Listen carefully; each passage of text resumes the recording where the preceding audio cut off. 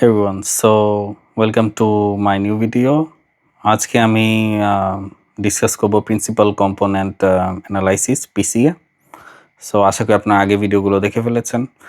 So আমি শুরু করি। ওকে, সো ধরেন আপনাকে একটা আমি আস্তা 3D ফুটবল দিলাম, ওকে, আর বললাম যে এটাকে আপনি কি করবেন, 2D কাগজে আপনি আঁকতে হবে, যাতে ফুটবলে সব মেইন ফিচারগুলো বোঝা যায়। যেমন এটা সাইজ কি, হ্যাঁ, এটা গোল। ওকে, সো একটা 3D বল দিয়ে দিলাম, আপনি এখন এটা ড্র করবেন।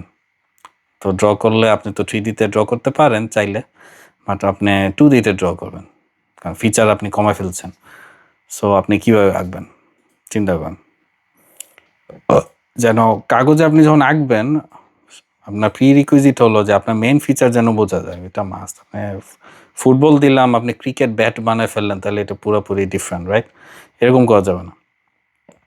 সো নিশ্চয়ই লাইক এমন একটা অ্যাঙ্গেল থেকেই কিন্তু আপনি কি করবেন, ছবিটা তুলবেন, রাইট?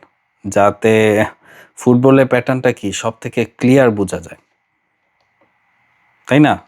আপনি তো অবশ্যই লাইক অ্যাঙ্গেলটা, আমি ফুটবল দিলাম, আপনি তো দূরে একদম কি বলে শার্প কোনো অ্যাঙ্গেলে ফুটবলটা তুলবেন না, তখন তো ফুটবল ধরেন একটু গম্বুজ আকৃতি হয়ে গেল, না, একটু বেঁকা হয়ে গেল, চিকন হয়ে গেল। আপনি এমনভাবেই ছবিটা তুলবেন যেন আপনি কি ফুটবলের সঠিক যেই প্যাটার্ন, এটা হচ্ছে সার্কেল হয়, সার্কেল প্যাটার্নটাই যেন আপনি তুলতে পারেন, রাইট? চিন্তা করেন। হ্যাঁ, সো ডেটা সায়েন্সের এই যে আপনার ম্যাজিক্যাল যে টেকনিকটা, এটাই জাস্ট সোজা ভাষায় পিসি। ওকে, এটা নিয়ে অনেক সূত্র আছে, ডিটেলসে আমি যদি সূত্র আপনাদের দেখাই তখন আমি বলতে পারবো, বাট আমি এগুলো বলে আপনাদেরকে বোর করবো না। আমার গোল হলো লাইক রিয়েল লাইফ এক্সাম্পলের সাথে আপনাদের এটার সাথে জাস্ট পরিচিতি দেওয়া, কারণ তাহলে আপনার যখন পিসিএ ফর্মুলা পড়বেন, অঙ্ক করবেন, খুবই ইজি লাগবে। Okay, butter smooth it will be like. So সহজ কথায় পিসিএ হলো আপনার কি করে, ডাইমেনশনালিটি আপনার কি করে রিডাকশন করে। ওকে, যত হাই ডাইমেনশনাল ডাটাকে আমরা কি করি, লো ডাইমেনশনে নিয়ে আসি without hurting the features. Okay, so যখন আপনার কাছে 100টা আলাদা আলাদা ইনফরমেশন বা কলাম থাকবে, ওকে, চিন্তা করেন, তখন কিন্তু মডেল ট্রেন করা অনেক স্লো হয়ে যাবে, রাইট? কিন্তু পিসিএ যেটা করে, সে এই 100টা কলামের ভেতর থেকে সব থেকে ইম্পর্টেন্ট প্যাটার্নগুলো সে কী করবে, খুঁজে বের করে নিয়ে আসবে, এবং সেগুলোকে কি করবে, সে 2-3টা মেইন ফিচারে আর কি সে নিয়ে আসবে। এটাই মানে মেইন টার্গেট। কারণ আমার 100টা ফিচারের মধ্যে সব ফিচার তো ইম্পর্টেন্ট না, কিন্তু অনেক লাইক হাইলি লাইকলি কিছু আপনার কি একদম মেইন ফিচার থাকবে যেগুলা খুবই ইম্পর্টেন্ট, যেটা পুরা প্রবলেমটাকেই ডিফাইন করে ফেলছে অলমোস্ট।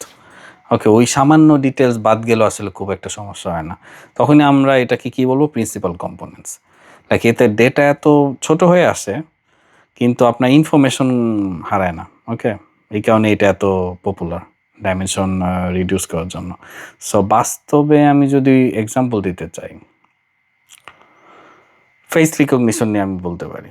ফর এক্সাম্পল, একটা মানুষের মুখের ছবিতে হাজার কি পড়ে বলেন তো, কি থাকে? পিক্সেল থাকে, হাজার পিক্সেল থাকে।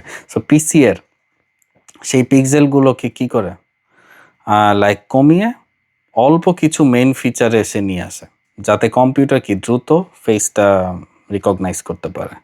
ওকে, সো ফর এক্সাম্পল আরেকটা এক্সাম্পল মাথায় আসলো, এটা বলতে লাইক জেনেটিক্স, লাইক হাজার জিনের ডেটা আমি কিন্তু অ্যানালাইসিস করতে পারি, এবং করে সেটা থেকে একটা কমন আমি প্যাটার্ন খুঁজে বের করতে পারি। Okay, then data visualization. Okay, for example একটা কমপ্লেক্স 10D ডেটাকে আমি কি করব, 2Dতে নিয়ে গেলাম, এবং আমরা সেটা কি করছি, চার্টে দেখাচ্ছি। ওকে, সো পিসিএর সব থেকে বড় যেই সুপার পাওয়ার আমি যেটা দেখেছি পরে, লাইক এটা আপনার মডেলের স্পিড কিন্তু কি বাড়িয়ে দেবে। ওকে, আর অপ্রয়োজনীয় যেসব আপনার নয়েজ আছে বা আপনার আবর্জনা আছে, সেগুলা সেই সব ডেটা কিন্তু সে রিমুভ করে দেবে। সো আপনার যখন কোড করবেন, আপনারা নিজেই কিন্তু পারফরমেন্স দেখতে পারবেন যে বিফোর অ্যাপ্লাইং পিসিএ কী ছিল আর আফটার অ্যাপ্লাইং পিসিএ কী হয়েছে। সো কম মেমোরিতে আপনি কিন্তু অনেক ভেরি হাই কোয়ালিটি পারফরমেন্স পাবেন। সো জটিল ডেটাকে এই যে সিম্পল আমরা করছি, এটাই জাস্ট সোজা ভাষায় পিসি এর আসল কাজ। ওকে, সো ভিডিওটা কেমন লাগলো আপনারা কমেন্টে জানাতে পারেন। সো পরের ভিডিওতে আমরা আমরা নিউরাল নেটওয়ার্ক নিয়ে আলাপ করব। Okay, so thank you very much for watching.